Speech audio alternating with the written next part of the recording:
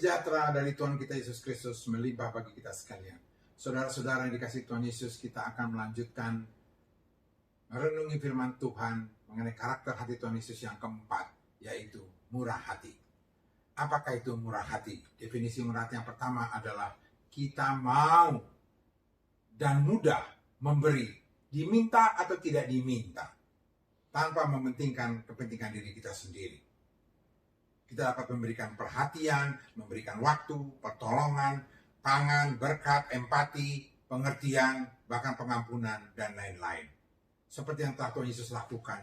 Dia memberikan perhatian pada Sakeus, seperti dalam Lukas 19 ayat 1-9. Dikala Sakeus ingin melihat Tuhan Yesus, tapi karena tubuhnya yang pendek, dia tidak bisa melihat Yesus sampai dia naik ke atas pohon. Dan Tuhan Yesus memberikan perhatian kepada Sakeus, bahkan dia datang ke rumah Sakeus. Tuhan Yesus juga memberikan waktu diminta tidak diminta kepada perempuan Samaria. Walaupun keadaannya dia haus, dalam keadaannya lemah, tapi melihat perempuan Samaria, dia memberikan waktu untuk berbicara, menyelamatkan perempuan Samaria ini. Demikian juga saat melihat orang-orang yang sakit, Tuhan Yesus memberikan pertolongan menyembuhkan mereka. Melihat 5.000 orang yang belum makan, Tuhan Yesus juga dengan murah hati memberikan makanan pada mereka, diminta tidak diminta.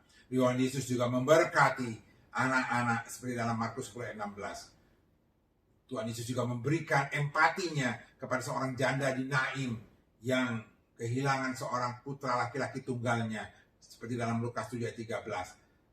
Diminta atau tidak diminta oleh perempuan janda itu, dia tetap mendatangi perempuan itu, memberikan empatinya. Saat Maria dan Marta sangat bersedih karena saudaranya Lazarus meninggal, Tuhan Yesus juga datang kepadanya, pada mereka, untuk memberikan pengertian, dan akhirnya Lazarus juga dibangkitkan. Yesus juga memberikan pengampunan ya kepada orang-orang yang menyakitinya. Bahkan di kayu salib dia katakan, diminta tidak diminta. Yesus berkata, Bapa ampunilah mereka, karena mereka tidak tahu apa yang mereka berbuat.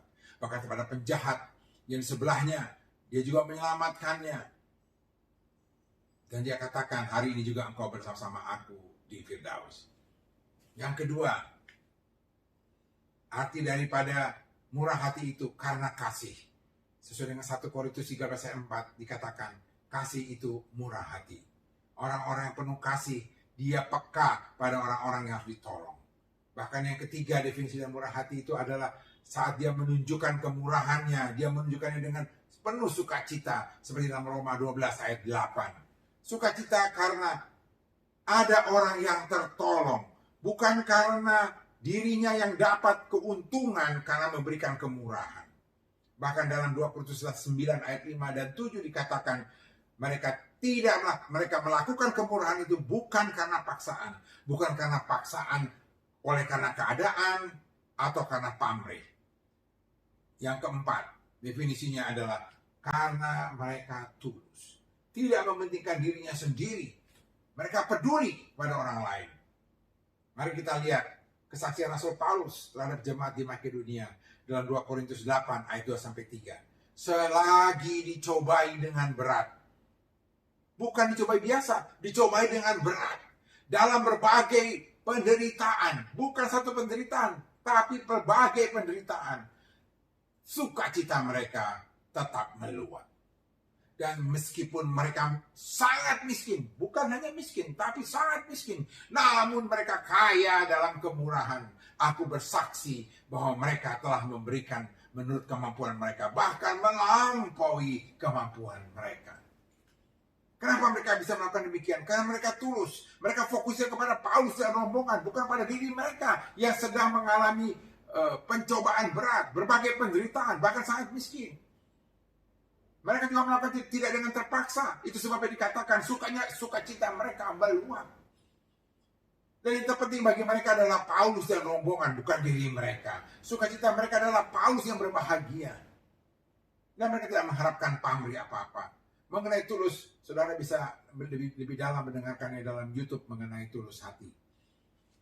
Dalam situasi sekarang kita menghadapi COVID-19 pun, kita sedang mengalami pencobaan berat. Entah penuh kekhawatiran, ketakutan, ditinggal. Dalam berbagai macam penderitaan juga. Ada yang di PHK, sulit beribadah, tidak bisa hidup normal. juga sebagian dari kita sangat miskin. Kenapa? Tekanan ekonomi, penghasilannya berkurang, bahkan beberapa tidak punya penghasilan lagi. Tapi pertanyaannya, apakah kita masih seperti jemaat-jemaat dunia? Masih adakah dalam diri kita sukacita yang meluap? Kaya akan kemurahan. Masih mau memberi bahkan melebihi kemampuan kita. Atau kita seperti Ananias yang menyembunyikan sebagian bagi diri kita.